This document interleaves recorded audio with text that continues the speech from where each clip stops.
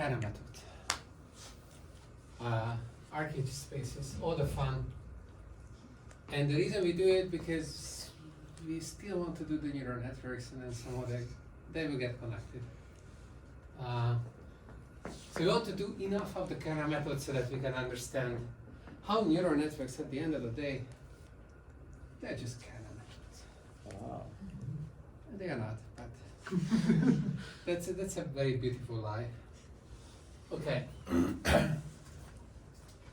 So the story with this Kernel method starts by saying that once upon a time there was a little boy or girl.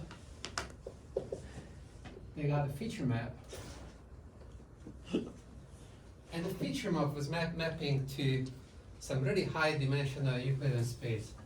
It is huge. And they set their mind on doing calculations with these linear predictors that take the inner product of a weight vector and a feature map. That's how they get their predictions. But once they realized that these huge, they were not happy with this, because every time they would need to make a prediction, the computation is going to scale linearly with the number of dimensions. And yeah, they got really ambitious. At one point they were like, oh, I could just replace RD with W, and W is going to be what's called a Hilbert space. So it's vector space. Nothing. So they got a vector space, so far so good. And there is an inner product on this. So that's a bilinear map from W to values. Everyone knows what a bilinear map is. No. And What's a bilinear map? yeah, it's basically, it should be from W squared, so every element of W squared is mapped to a number. And this function, it's like basically a 2-argument function, just a funny notation for that. It's linear in the first argument, and it's also linear in the second argument. It's also assumed to be symmetric, because we are in the real case. And I think that's it. Positive? Yeah. No. And so there is no positivity Yeah. assumption needed. I think that just follows from the bilinear properties. Why would it be positive? Yeah. If the two arguments are the same. If the two arguments are the same, then it's non-negative. Uh-huh. Right. Yeah. So okay, so it has to be symmetric, and you said it has to be linear in both arguments. Yeah. So like if we do a So dot it's like- product, isn't it? Yeah, the dot product would be the standard example. And if you're on the Euclidean space, so W is really RD, then basically all these bilinear maps with these properties, I think that they're all going to be of the form of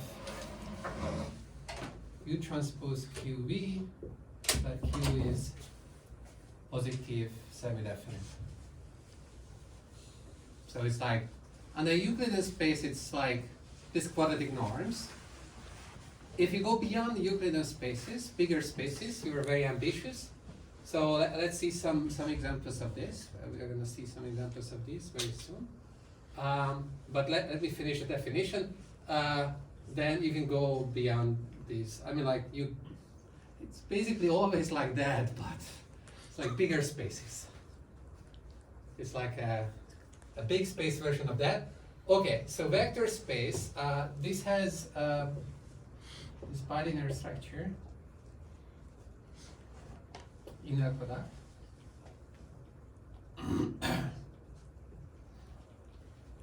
And it's complete. Is the hope here that suppose you have some nonlinear function in a smaller dimensional space, if you blow up the space, you can find a Q such that, yeah, I see. So this is a feature map. And the set of functions that you can represent depends on what you choose as a feature map and what you choose as W. So if you choose some Euclidean space, you can represent so much. If you choose something much bigger, then you can represent more. And we are playing this game, like what can we represent?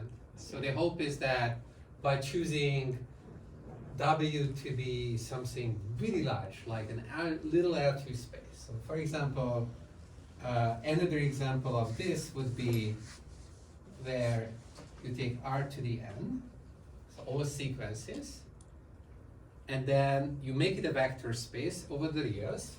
So the usual addition, but it's just like infinite tuples. And then multiplication with the reals, so that's the multiplication operator. And then the inner product is just the usual inner product. So if you take two infinite sequences, the inner product between these two is just the inner product between the two, the components of the two vectors, two infinite dimensional vectors. This is going to be bilinear. And okay, so maybe we can't allow all of these elements in Rn, so we have to, so this is going to be a subset of this. I don't know, it's like, it's called L2 Rn or something. So it's a subset of all the vectors. It's that subset for which if you take an element from here, okay, so we have this norm underlying this inner product. So if you have an inner product, then that defines a norm. It's like two norm, and it's the norm is defined such that it's the square of the norm of an element in the space is the inner product of the element with itself. Okay, you can prove that this is a norm, and so here you take all those vectors whose norm is finite. So it's like square summable sequences. So this is going to be some ui squared finite. So is this the norm for any bilinear thingy or just the inner product? Or like just the one that we normally use, or is it? I don't understand the question. If you have, so you took a vector space, you define this bilinear function on it. Yeah. Then on this vector space, this is a norm. That's a statement. Okay. Yeah, that answered my yeah, question. okay. Yeah. And so here, if you're starting with something bigger, then you have to restrict it so that things are even well defined. But then, for this restricted subset of Rn, you can show that this is always well defined for every u and v, such that u and v are square summable. The inner product between them is well defined. It's bilinear. And you can also show this completeness. So what is this completeness?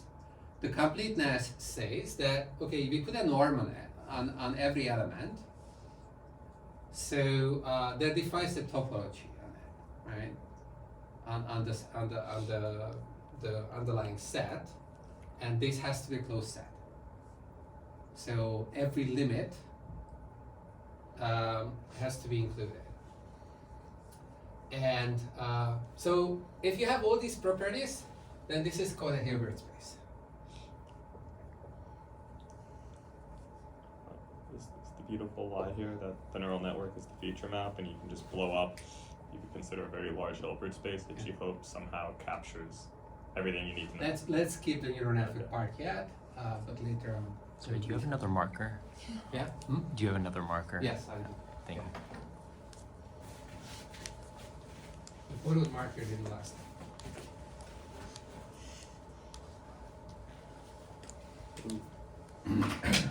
Okay.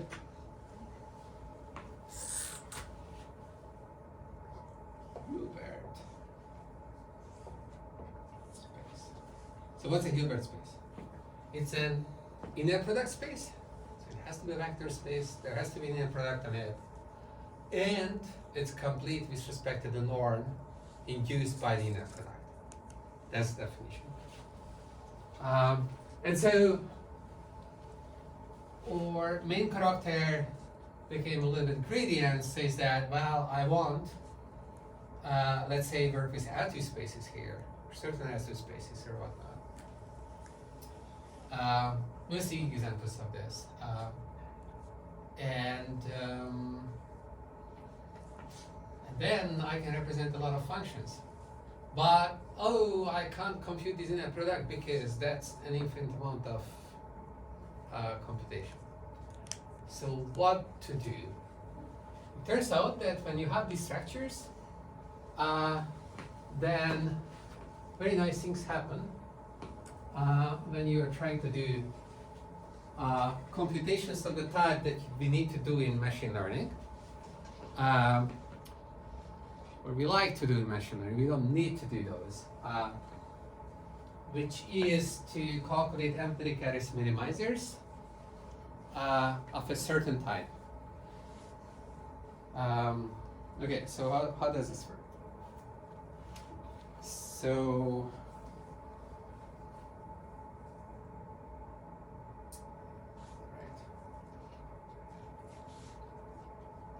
we're gonna work with a loss function. So we have this input space X. We're gonna have an output space Y, and eventually all this is going to make sense. These are non-empty sets.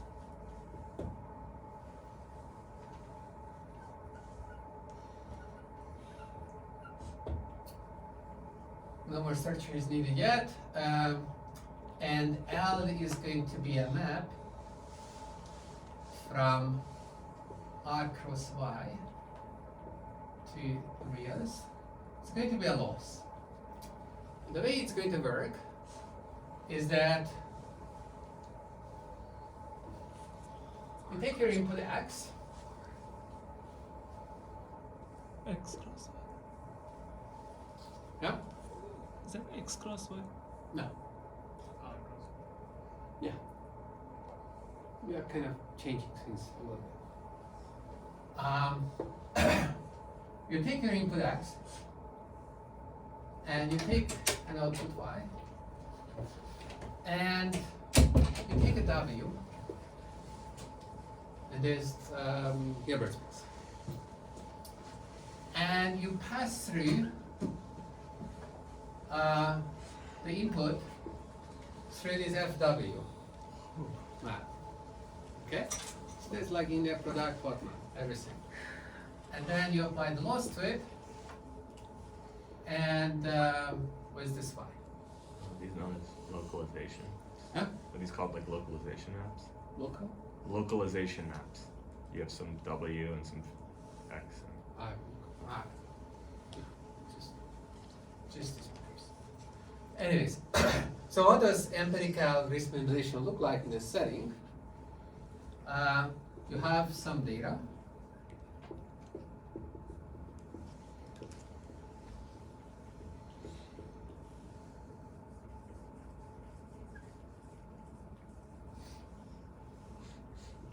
Then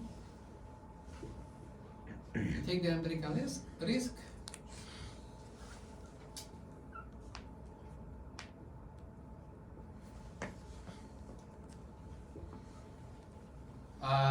calculated at this data.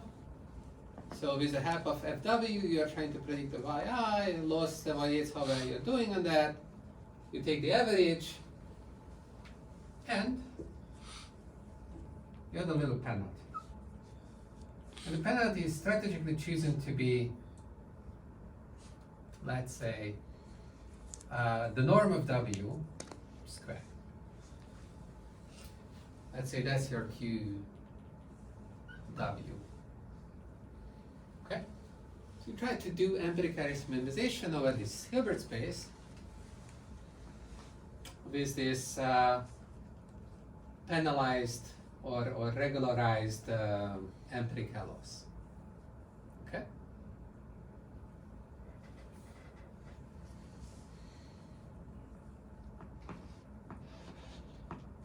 So the nice thing that happens is the following.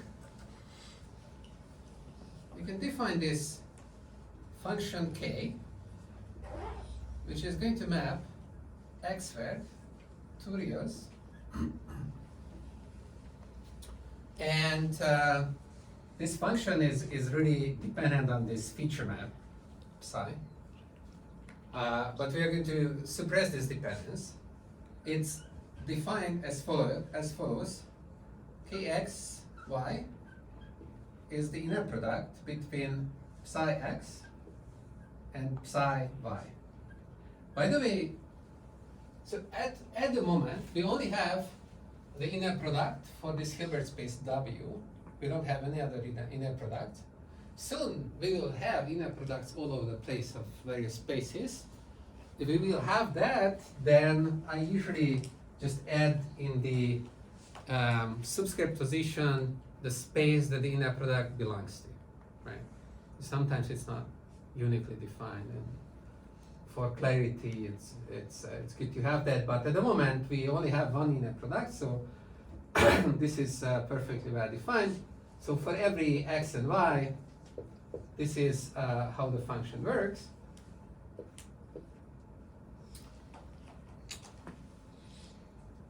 And okay, what happens is kind of the following. If you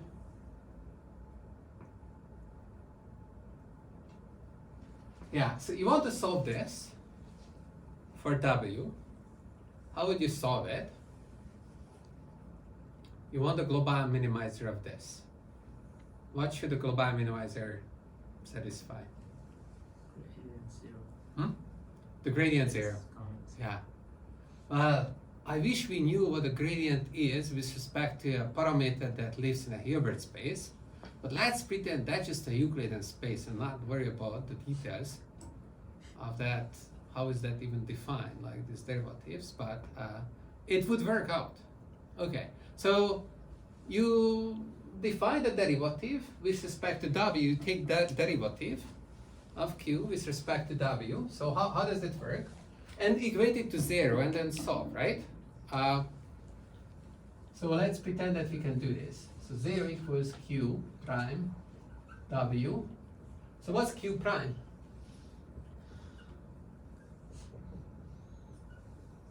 Would it be? Well, we have to take the derivative of L with respect to the first parameter.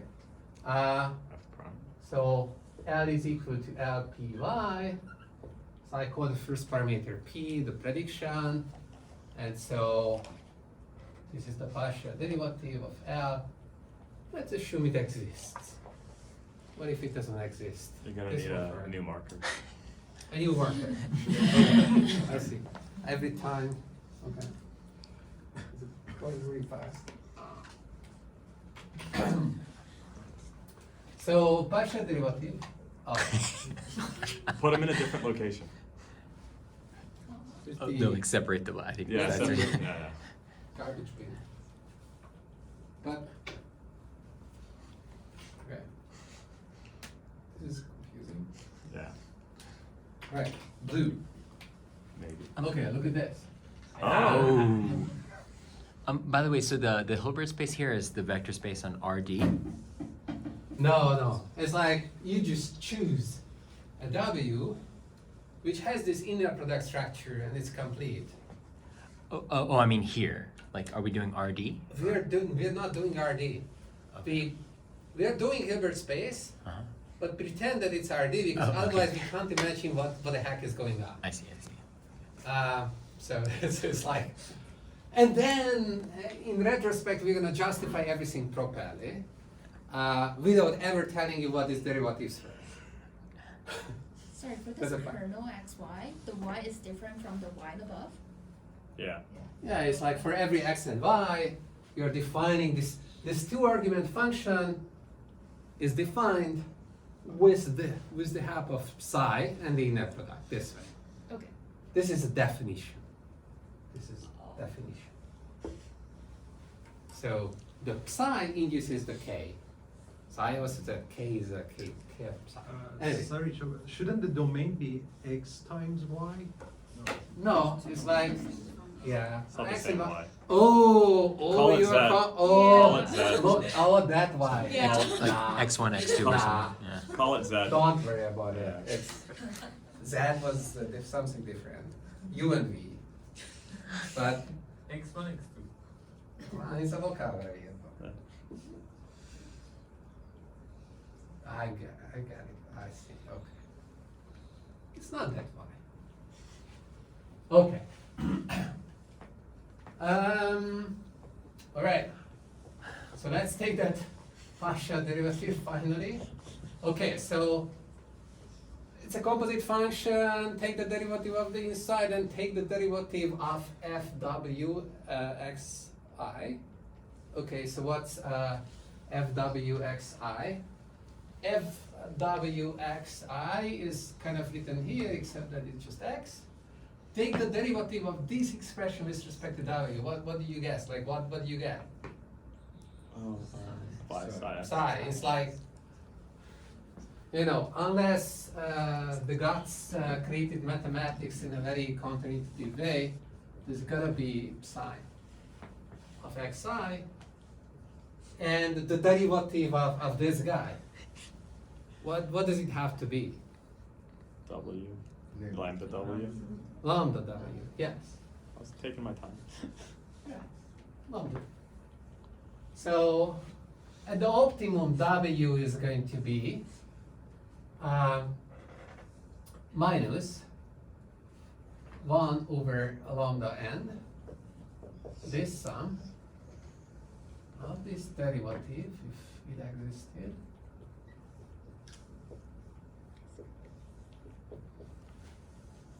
of psi of xi. Okay. Yeah? Sorry, what's the dp? He called P the The prediction. partial derivative of L with respect to the first argument. Oh, okay. Should be W, but let's like. Oh, okay, got it. Yeah, pretty good. No way. Why would you? Yeah, why would you do that?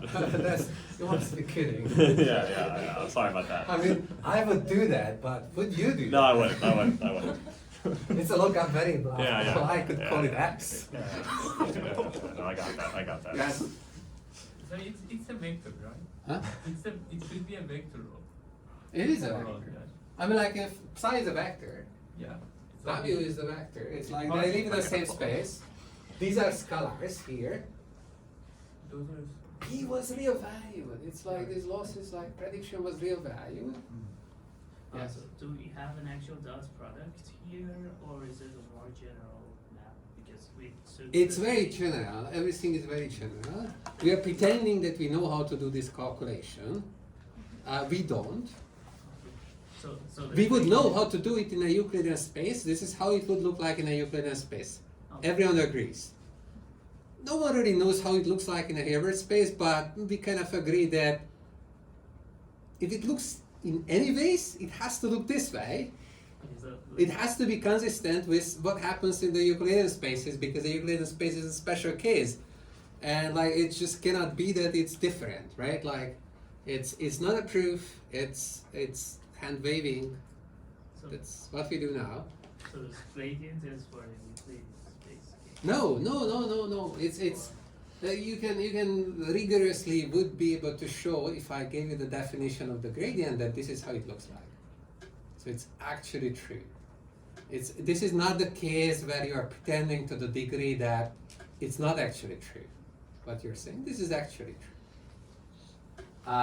Okay, so if we have this W, and now I need to make some predictions with it, let's say at some input X, then okay, so it looks complicated, but I can also write it as this way. So there are these alpha i's, which are defined, like minus 1 over lambda n times this expression here is my alpha I. Okay? So I just remember the alpha i's. And then if I need to make a prediction, which is what I will need to do, then how does that look like? looks like this, right? I need to calculate this inner product with respect to this W that I calculated. So the W is sum of y psi of xi. Inner product has the bilinear structure. It has a linear structure for the first argument, second argument. So plug in the definition of W, pull out the sum, pull out the of i's, so you get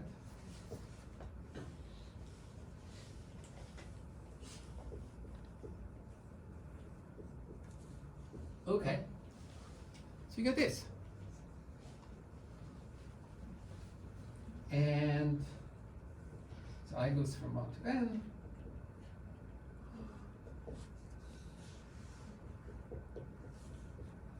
So that just means that if we have a way of evaluating this function k that was induced by this potentially infinite dimensional feature map, then we can evaluate predictions by first calculating just the alpha I. We don't need to keep this in memory or anything like that. Just calculate the alpha I, and then when it comes to prediction with the half of alpha I, quickly we can just calculate this thing. So I'm going to call this f tilde of alpha evaluated at x. So here alpha is this vector of alpha 1 to alpha n. So that lives in Rn. Okay? Yes. So this is generally for non-convex losses as well, and basically it says any critical point satisfies this. At the moment, yeah, we were just saying that the critical point will satisfy this. Yeah.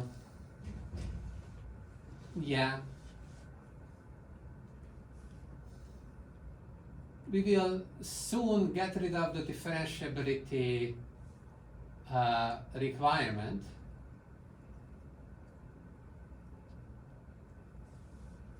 And argue that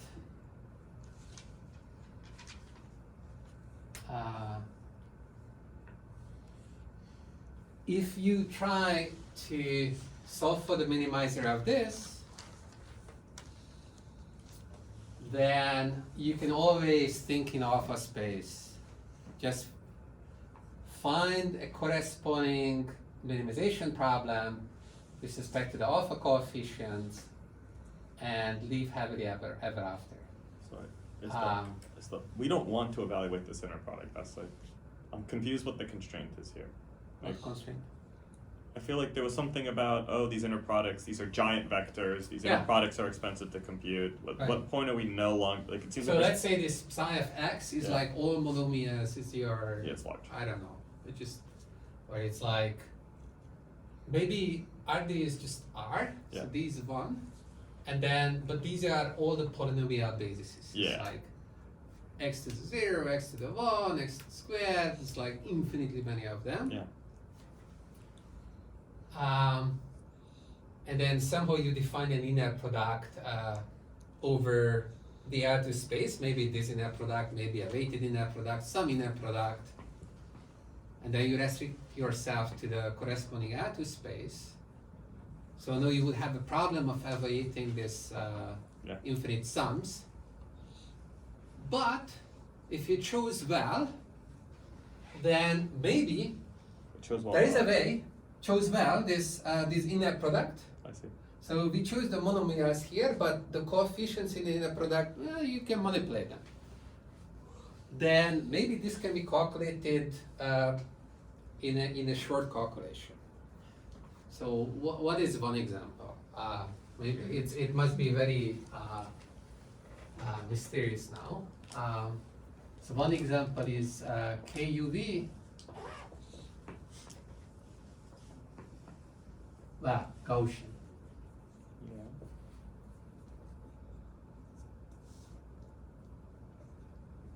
You force me to use 1D. This is too norm. So, in fact, it kind of works like this. Like you choose some function k, and then you come up with a psi and kind of say that like, I actually meant to calculate everything with respect to that psi, and that Hilbert space. So you kind of work backwards.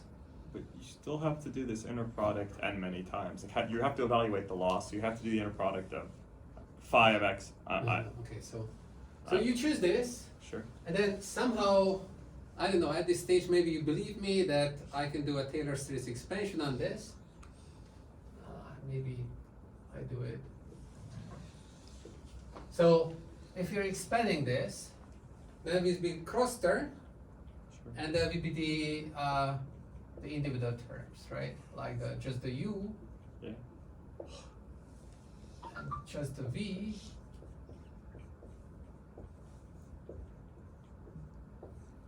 And then the cross term.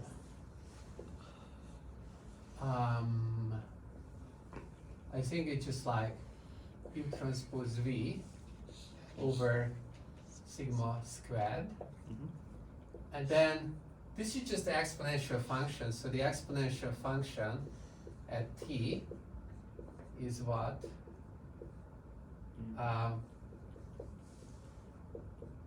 Just this. Yeah. So plug in the Taylor series expansion of the exponential function. You will see the inner products raised to the power of I. You can reorder everything so that like the monomials are grouped together, and you are in a monomial space, and then you have the coefficients, and then everything becomes an inner product space.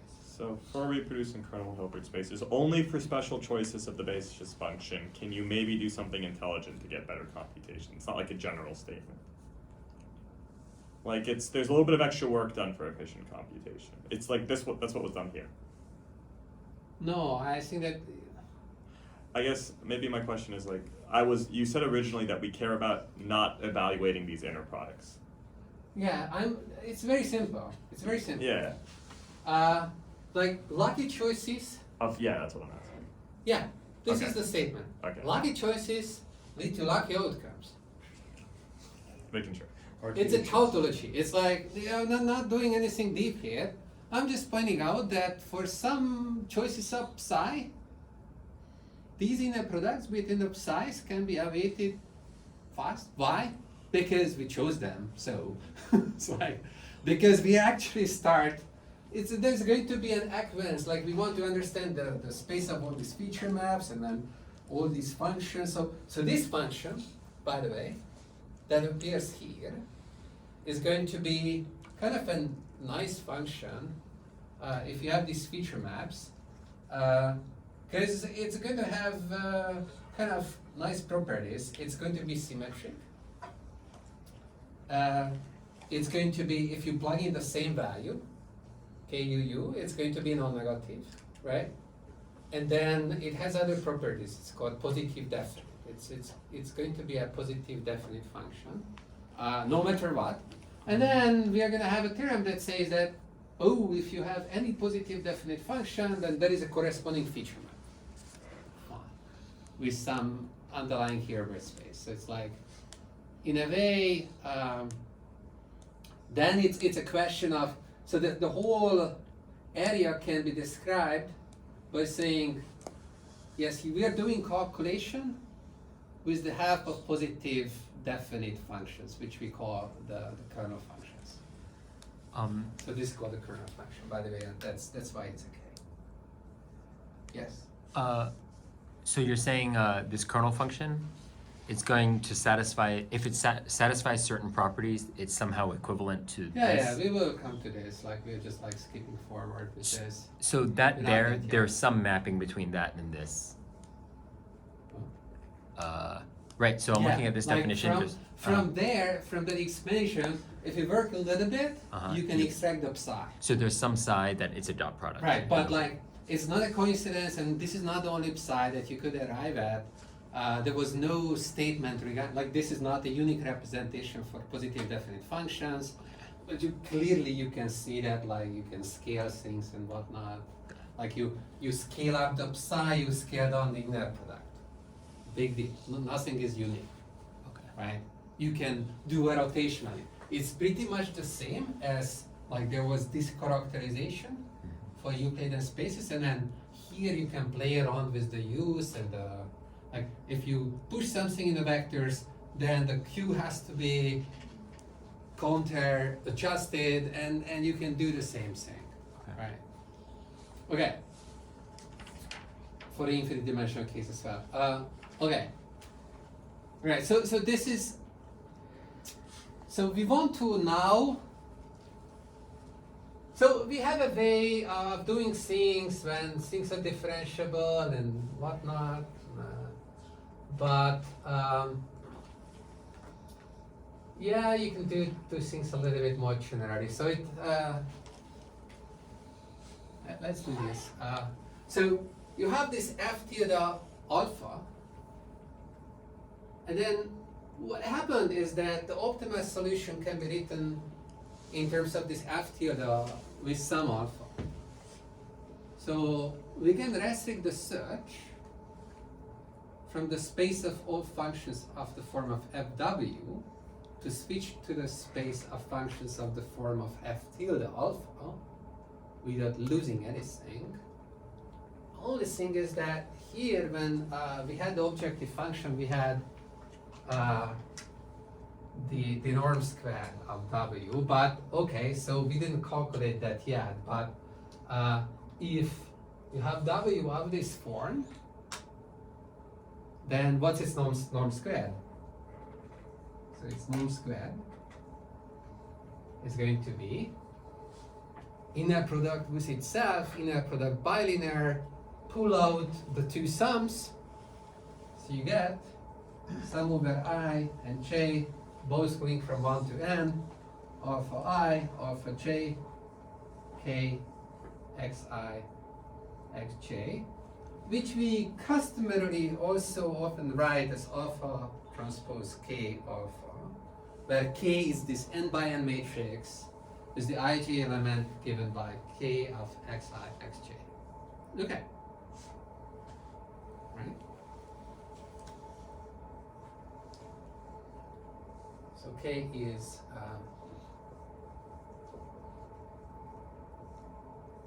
whatever values the kernel takes at these points, arranged into a matrix. And now we are ready to attack the optimization problem directly in the alpha space. So we replace fw with f tilde alpha. We replace the norm, the square number of w, with that expression that we got over there. Okay? So q tilde alpha is going to be 1 over n sum f tilde alpha weighted at xi and yi plus lambda over 2 times alpha transpose k alpha. And so here alpha is in Rn. So we went from the Hilbert space problem in the space W to use Rn. Okay? And the claim is going to be that these two optimization problems are equivalent.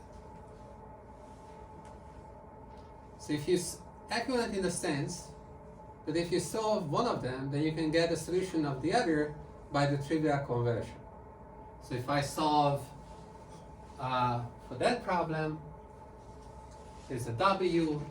The W will have a representation of this form, no matter what.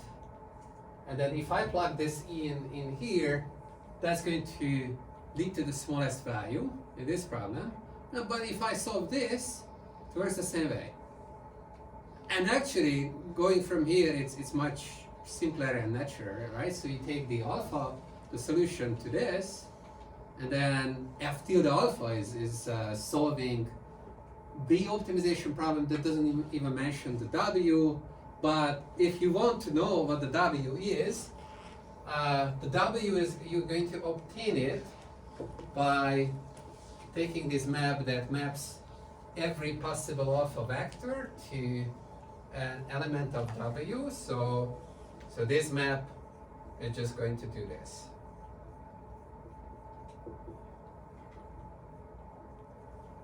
Right, so take the linear combinations of the alphas with the psi's, you get a W. And so we can draw a nice little figure for this. We're gonna have these spaces. Oh. The other space. We have Rn. We have W. Here goes phi.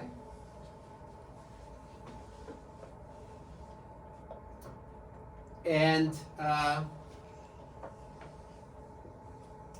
we have these other arrows. We are going to have a bunch of arrows. So this goes into the space of functions over x. And here f tilde is the map. So you take, an alpha and then you assign f tilde alpha to it. So an element of this is alpha. You get a function there. And you can also take a w and assign fw to it. That way you get a function over from x to this. And this is a commutative diagram. So that means that you can read the arrows this way, that way, you get to the same point. Okay, so that just follows from the construction. And now I can add more arrows.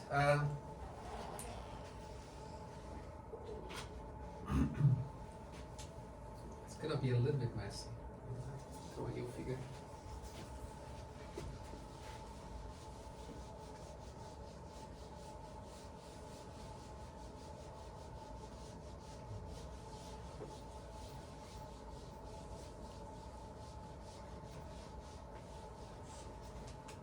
Yeah.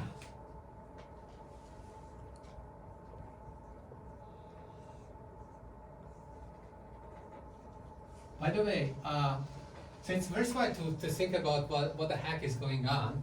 So this psi is embedding Rn into W. This was n-dimensional. This is potentially infinite dimensional.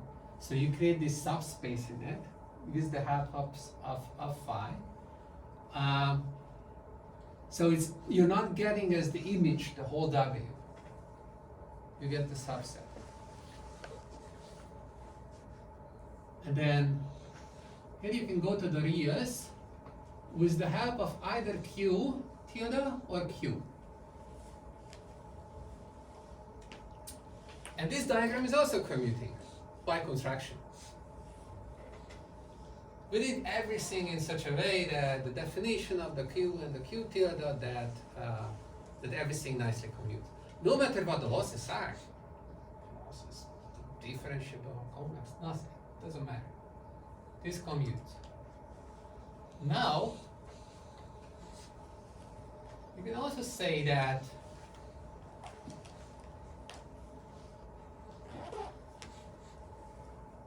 if we knew that the optimum of Q, when optimizing for the right W for Q, if it lies in the image space of phi, then we would know that the two problems are actually equivalent with each other, right? So all that left is to show that that happens to be true. Okay. So psi is assumed to be an injection. Phi, there's nothing about psi or phi, no assumptions. Yeah. It's like, how can it happen that it's not injective? I think that if you have duplicates, for example, then you easily have, or the psi is just weird, it's like different vectors, different inputs assign the same vector. Yeah, nothing like that is happening. But it doesn't matter. Okay, so that is phi W is a subset of W. Phi of Rn. Yeah. Phi of Rn. And so, if it would be true that the minimizer, let's say minimizer exists, of QW is a subset of phi of Rn,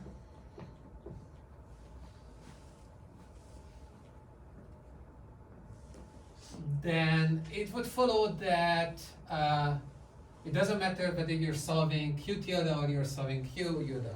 Like you were solving the other problem. So why does it hold that the minimizer always lies in the image space of Rn under phi? Well, let's assume that it doesn't. Okay? So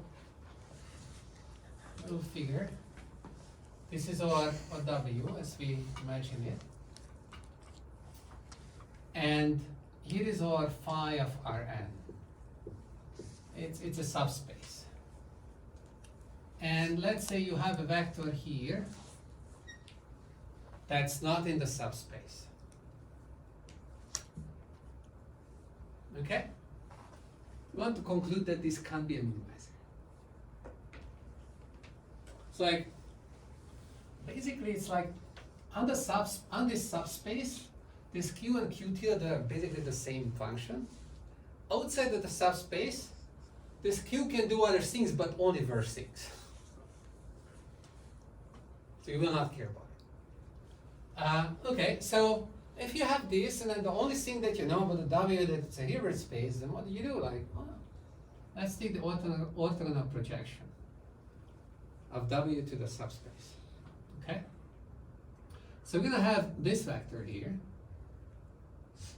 This is a vector that lies in a subspace, and we're gonna have another vector that's orthogonal to the subspace. Okay, and the sum of the two is going to be W. Sorry, another question. Yeah. Is it a closed linear subspace? Hmm? Or is it a free space? Like phi Rn is a closed linear subspace. Well, it's an Rn, so it's like it's a finite dimensional space. So of course, it's closed. Yeah. Okay. Is it linear? It's a subspace, right? Like, oh, the phi is a linear okay. map, right? Oh, phi is assumed to be a linear map. No, it was constructed to be a linear map. It's basically, it's this, right? Oh, okay. I was mixing phi with psi. Yeah. No, it's Okay. this map. Mhm. Yeah. Sorry, can you clarify the axes on this thingy? There are no axes. It's like, Imaginary. imagine that there are axes, but it's like Yeah, a sure. Hilbert space. It's like, Sure. I don't know, like, there may be uncountably many axes, but. Yeah, so it says W here, so. This is W space. Uh-huh, We are in W space, uh-huh. and we have an n-dimensional subspace in W space. This is it, right? The phi Rn is an at most n-dimensional subspace in the W space. W is a linear space. It has inner product. It's like a glorified Euclidean space, so that's why my drawing is not completely off. Oh, so it's Rn to Rn. No, Oh. W is like maybe L2, maybe little L2, Okay, maybe capital L2. It's So like, it's saying this phi maps Rn to W? yes, this is the W space. Like, that, Oh, okay. yeah. So, okay, if you are in a Hilbert space, you can choose some basis. So maybe this is the first two bases or something, and then just showing a two-dimensional projection of the big picture. Sure. Yeah. But okay, so the figure shows you what happens if W was just like a Euclidean space, let's say, and n was one, and the W was a two-dimensional space. But the construction just says that, well, if you have a W, there is a unique projection of the W to this subspace. You take its projection, you call it the W parallel. Okay? And then there is the orthogonal complement, the orthogonal component, which is the difference between this. And we know that this is perpendicular to any element in the subspace. That's the property that we have. Okay? So let's write it down. So this is perpendicular. So in terms of inner products, what does it mean? It's 0. That the inner product with any element of this space is 0. So for every alpha in Rn, this inner product is 0. Okay. So what is this inner product? This inner product is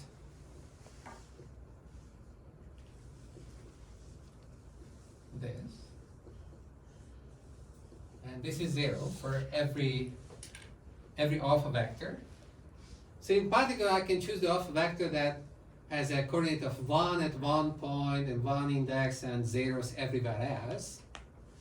So this is actually equivalent to that W is orthogonal to psi of xi for each I. So these inner products are 0. Okay? This is a special choice for alpha. Yes. So shouldn't the claim be that like the intersection is not empty of those? Because like the thing that Who's is the intersection? like instead of saying that the minimizer of Q is inside the image, should it be that the intersection is not empty? Because like the thing that is perpendicular can have 0 range. And then in that case we can have a minimizer of W which is not in the image but still produces the same. Yeah, you might be right. Let's wait for how this folds out, and then I'll modify the claim. I guess it's like, yeah.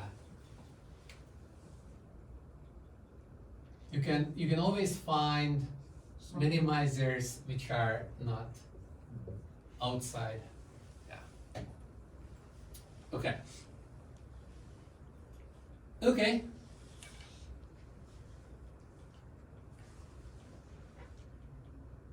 Okay, so we have this property.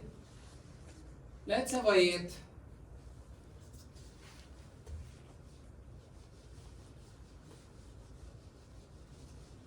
true. You can only say that you can always move to the orthogonal projection and you're not losing anything. Okay, so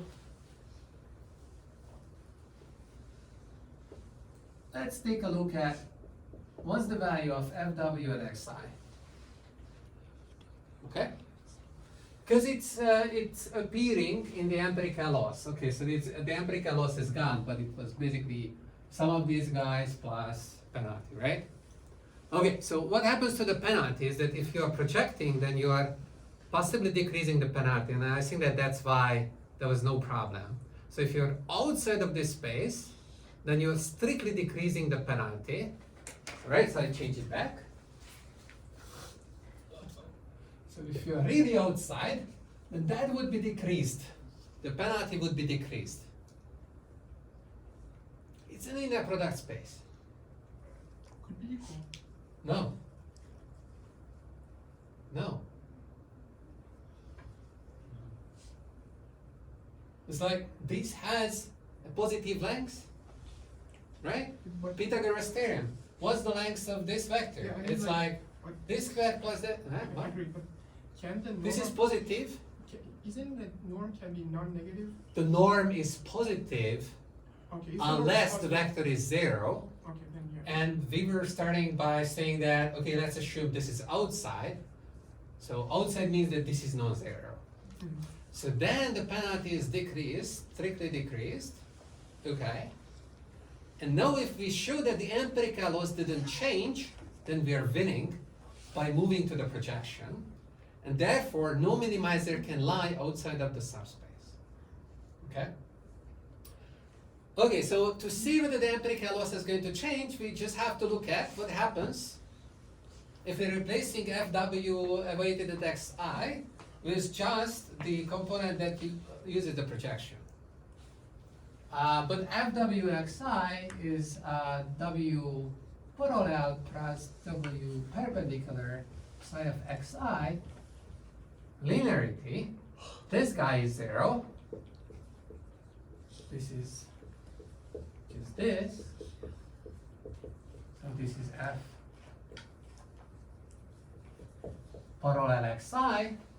So it follows that the empirical loss remains the same. The penalty is strictly decreased. So all the minimizer lie on this subspace. Therefore we are done. Okay. All right. So no derivatives, no nothing had to be assumed. Yes. Yeah. The kernel function is semi-positive definite or is positive definite? It's positive or like? We started with an inner product space. We didn't start with a kernel function. Yeah, sure. And so like, okay, the question is, So it's like in the case that you mentioned that like if this was an inner product space. Mhm.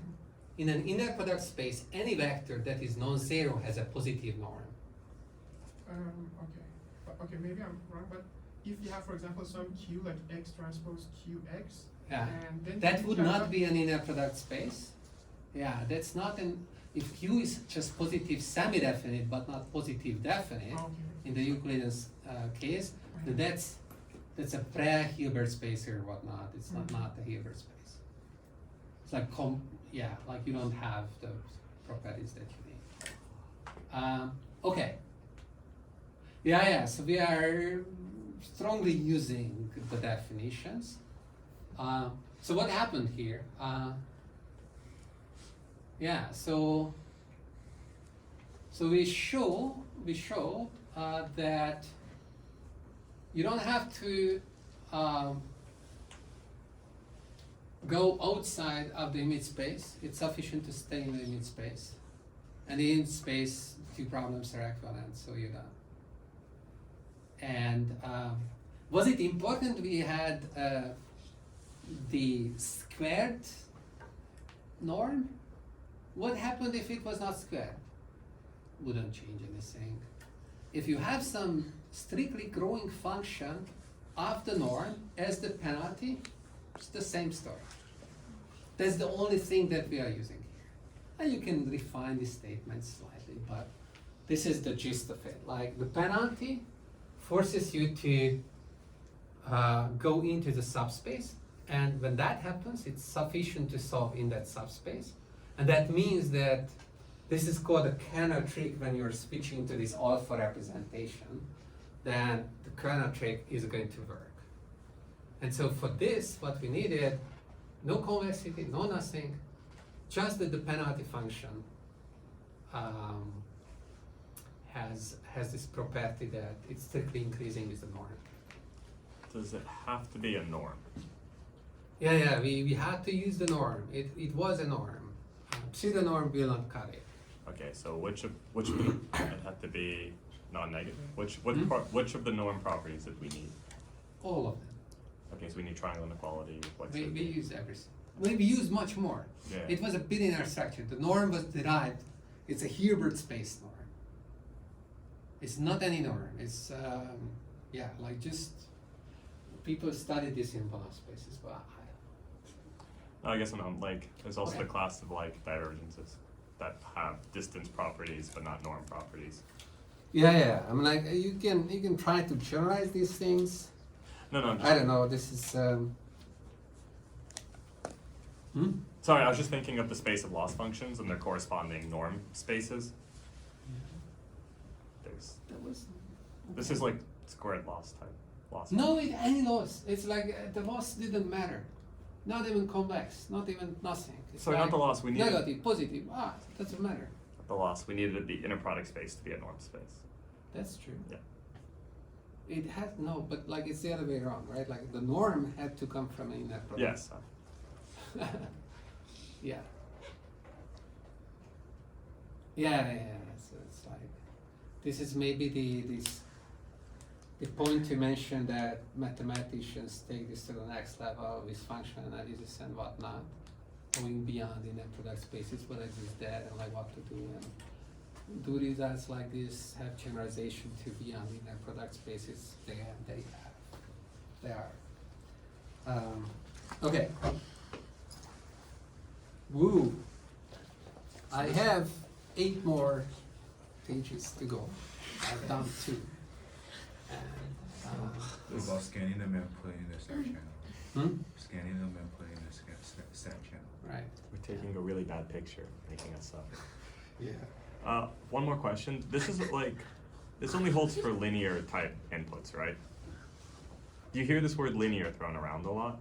Yes. To mean like, Yeah, we've heard. yeah, so everything like Using this- linear structure Yes, very, that's- very strongly. yeah, so that's another In a important thing. product spaces, linear structure. It's kind of a very interesting space to be. It's like we had the discussions before whether there is any reason to go beyond finite stuff, and this is so strongly beyond finite, right? Like this kind of collapses to triviality if everything is finite. Actually, you should think about it. Like it's a very good exercise to think about. If the input space is finite, what the heck is going on with all these maps, all these norms? Because there you have a very good chance of understanding, every bit of it. And then the infinite case is just, like kind of works the same way.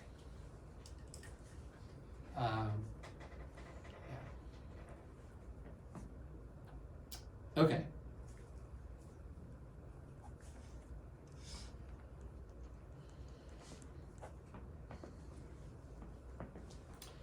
I think that here I can jump a little bit forward because I already have these diagrams pretty much in place. So we have Rn and W and what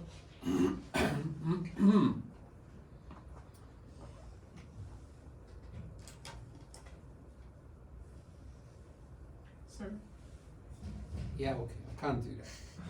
Yes. very small question. So like the difference between that and this one is that like with the convexity assumption and loss function and the differentiability, we can get the minimizer exactly, right? Like we have Yeah, and we were there- not talking about that, how you obtain the minimizer. So Yeah. I mean like those two assumptions gives us this, and even if we don't have those, still the minimizer is in the Yeah, if they exist.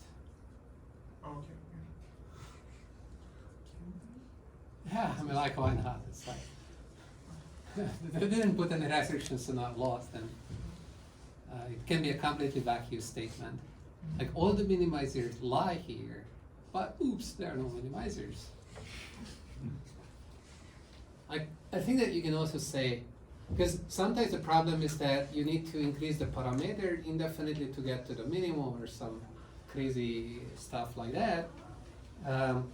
Then you can say things about epsilon minimizers and whatnot. They might not exist if you don't have a lower bound for these losses.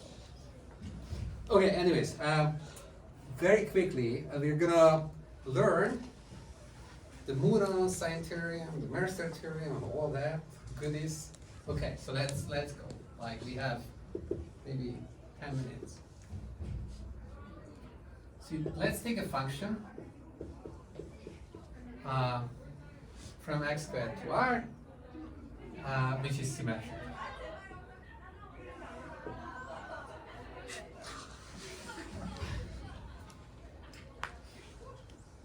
K is positive definite, and this is a misnomer.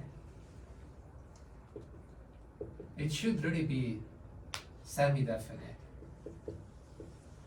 But as usual in the machine learning literature, people are kind of like, it's too many words. A mathematician would never do that, right? Like the positive semi-definite. Is it also 'cause But people, the machine learning people don't say that, so it's confusing. is it 'cause of You the- never know. Is it because of the regularizer? No, no, Oh. it's just like they're slow. If for every sequence, for every n,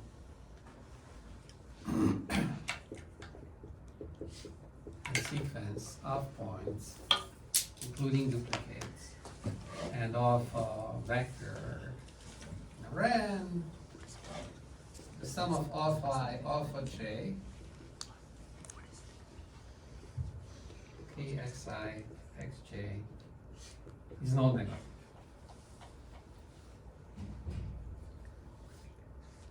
If you had a finite space, by the way, playing with that thought, so the x is finite, in this case, just like this function, it's like, what was it? It's just matrix. You can arrange it like see it as a matrix. And then it's just positive semi-definite matrix, right?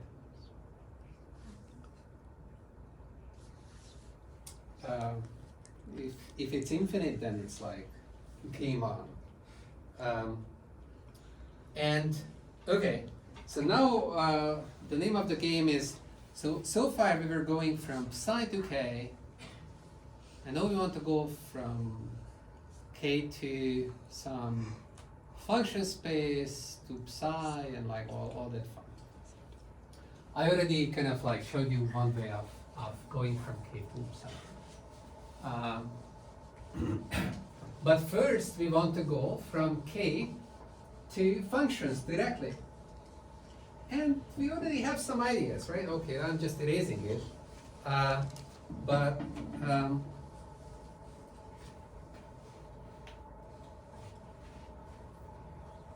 So if you have a positive definite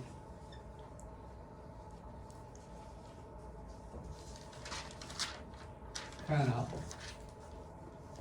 then you can play this game. You can define this H naught set to be all the it's too much notation.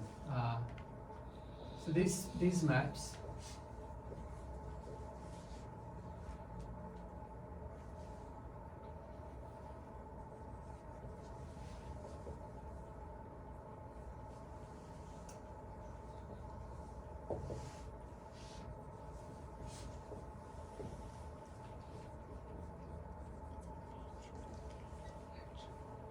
okay.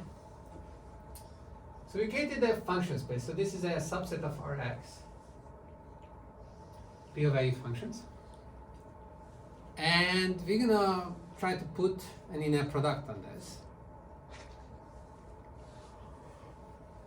And the inner product on it is going to be like this. If you have this function, you have some other function, maybe it uses this y's, okay? That's not the same y. And this is m. But it has to be bilinear. So surely this comes out. So there is a double sum.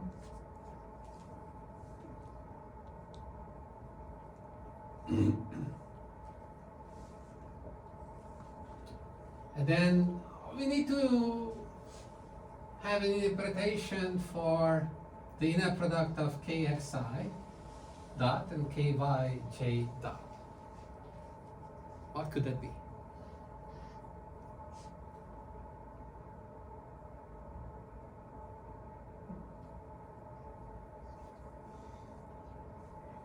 So I mean, I don't know, if kx phi was psi x, psi y,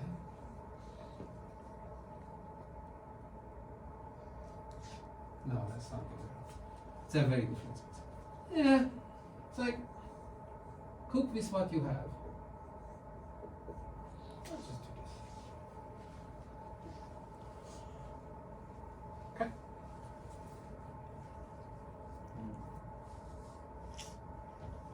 It's a proposal.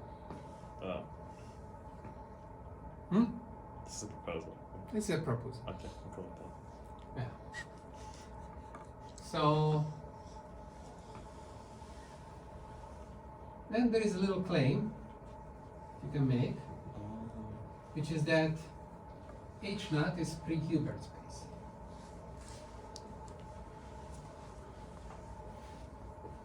What's a pre-Hilbert space? It's like Hilbert space minus completeness. So all the properties of a Hilbert space should be satisfied. It's a vector space, inner product space. The inner product has to have the normal properties, but it's not complete. You still have the norm? I mean, in a Hilbert space, you have the inner product, and therefore you have a norm. And yeah. Okay, so that's a claim. It's a little calculation. It's nothing special. The more interesting statement is the following. And that's a theorem.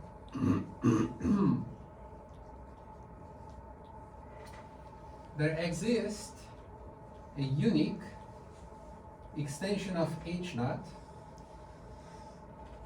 which is a subset of Rx. So H naught is in H, such that H naught in H is dense. And dense with respect to what?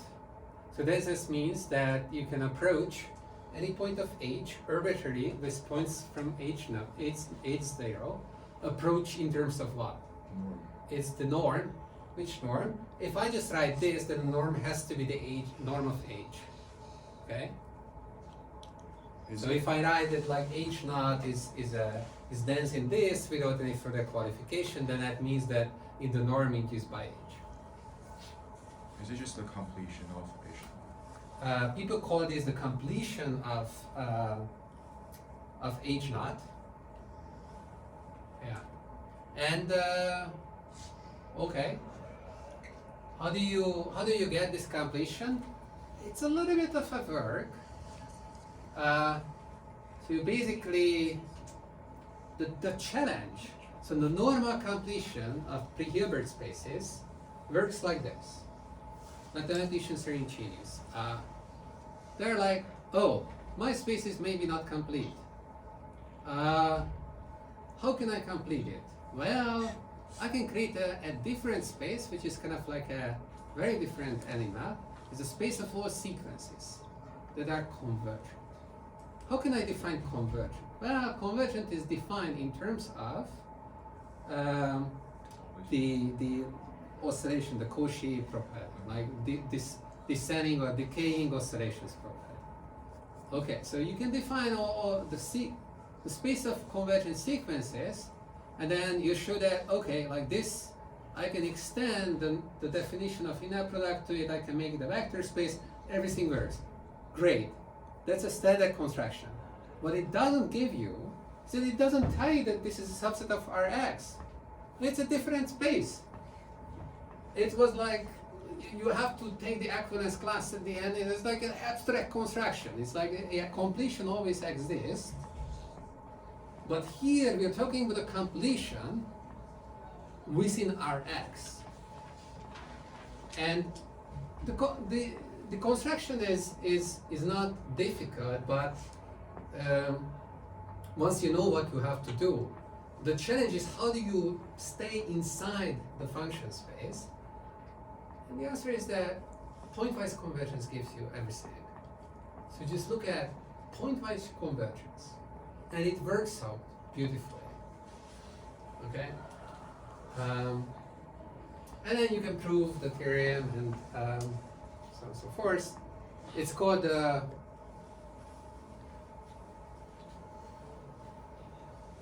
Moore-Aronson theorem.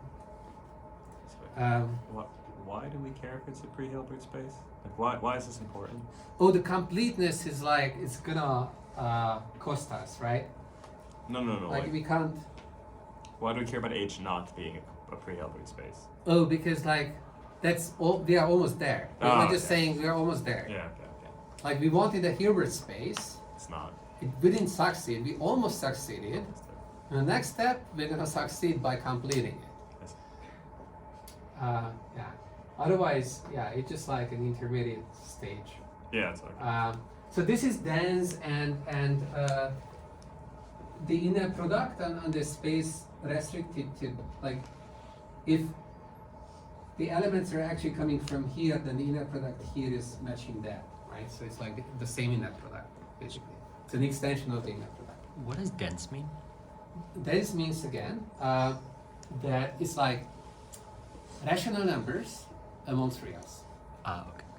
It's like the same idea that like Any even balls. any real can be approximated up to any accuracy by rational numbers. So here it's elements of h can be approximated up to any accuracy by elements of h. Okay. So this, can I ask the question about this? So the theorem says that for that more or less like for array H naught we have there. No. So whatever you choose, okay, that gives you an h naught, Yes. and that gives you an h. So at the end, what we were getting is that for every k, there is a unique Hilbert space, Oh. which is a subset of Rx, where the inner product for the finite sums satisfies this property. No.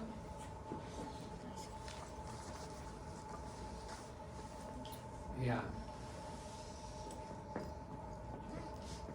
Okay. I think I stop here because I will not get to the 8th page anyway. Ah.